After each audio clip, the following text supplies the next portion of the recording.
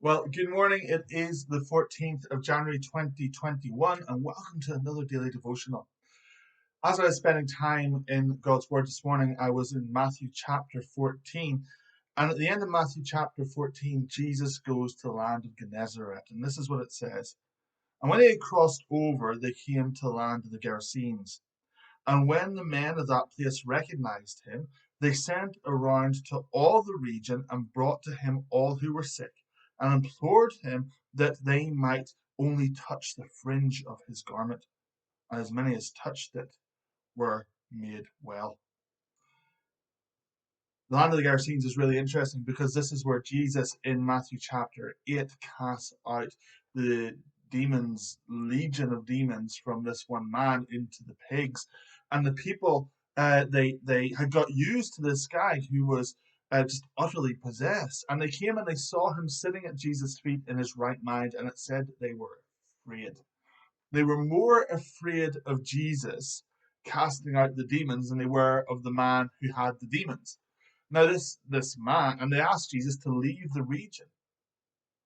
This man wanted to go with Jesus, but Jesus said, "Go to all the places and just tell them, just tell folk what God has done for you."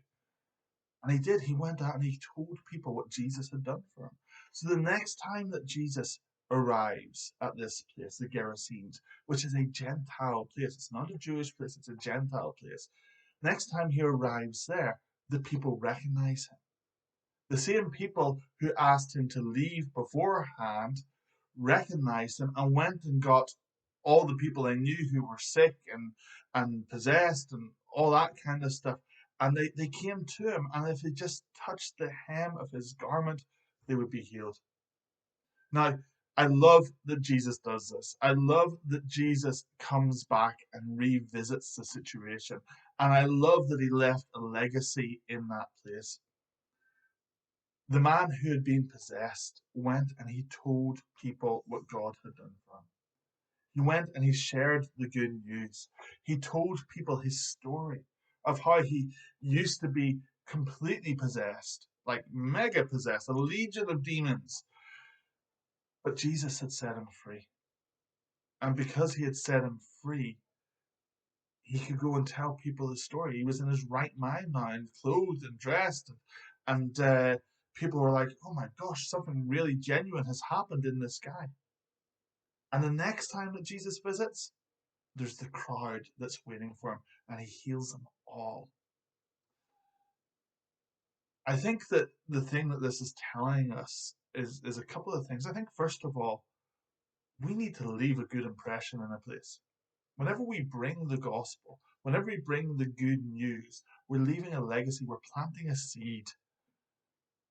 And we don't want to do it with people having a bad taste in their mouths about who we are. Yes, the people were scared of Jesus whenever he cast the demon out, but they knew something had happened and something had shifted in that region, something had shifted in that locality.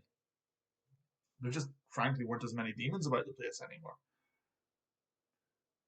But the people responded to Jesus on the basis of the testimony of the guy who had been set free.